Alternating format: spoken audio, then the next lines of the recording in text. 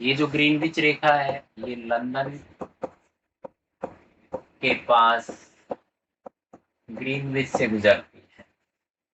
अगले प्रश्न पर चलते हैं। प्रश्न नंबर 12, भारत का कुल क्षेत्रफल है। तो भारत का कुल क्षेत्रफल है 32,87,000 वर्ग किलोमीटर। वर्ग किलोमीटर। आगे की डिजिट्स लिखी नहीं गई है। 32,87,263 वर्ग किलोमीटर। अगले प्रश्न पर चलते हैं दोस्तों। प्रश्न नंबर 13, भारत का कुल क्षेत्रफल विश्व के कुल क्षेत्रफल का कितना प्रतिशत रखता है? उत्तर होगा 2.4%। कितना प्रतिशत रखता है? 2 पॉइंट। अगले प्रश्न पर चलते हैं। प्रश्न नंबर 14, भारत के कितने राज्यों से भारतीय मानक समय रेखा गुजरती है? दोस्तों, भारतीय मानक समय रेखा 82.5 डिग्री देशांतर को माना जाता है। देशांतर को माना जाता है। माना जाता है, जो कि भारत के 5 राज्यों से गुजरती है।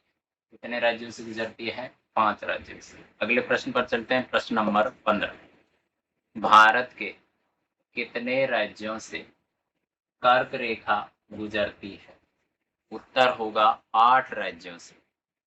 दोस्तों, ग्लोब पर हम देखते हैं 0 डिग्री देशांत 0 डिग्री अक्षांश अक्षांश अक्षांश रेखा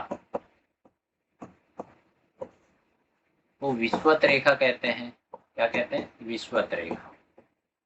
वहीं 23.5 डिग्री दक्षिणी अक्षांश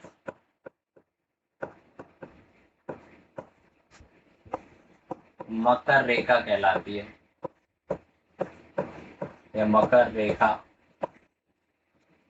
कहा जाता है। इसी तरीके से 23.5 डिग्री उत्तरी अक्षांश को कर्क रेखा कहा जाता है। क्या कहा जाता है? कर्क रेखा। ये कर्क रेखा भारत के 8 राज्यों से गुजरती है।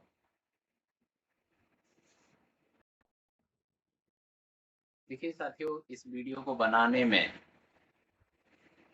मैं शैलेंद्र कुमार मीना, व्याख्याता एवं लेखक उत्थान राजस्थान सामान्य ज्ञान, कार्य करता हूँ सोच बदलो गांव बदलो टीम नादोती का। इसमें सह लेखन का काम किया है रौनक के द्वारा, जो भी सोच बदलो गांव बदलो टीम की सदस्य है। इस वीडियो में जो भी पीडीएफ बनाया गया है, उस पीडीएफ को बनाने में सोनाली और अंजना, इन दोनों बहनों ने प्रयास किया है। ये हमारा पहला वीडियो है। इसको बनाने का प्रयास हम सीखने के तौर पर कर रहे हैं।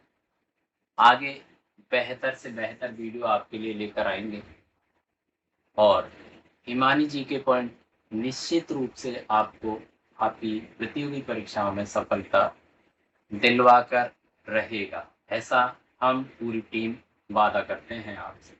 धन्यवाद। जय हिंद, जय भारत, जय जय राजस्थान।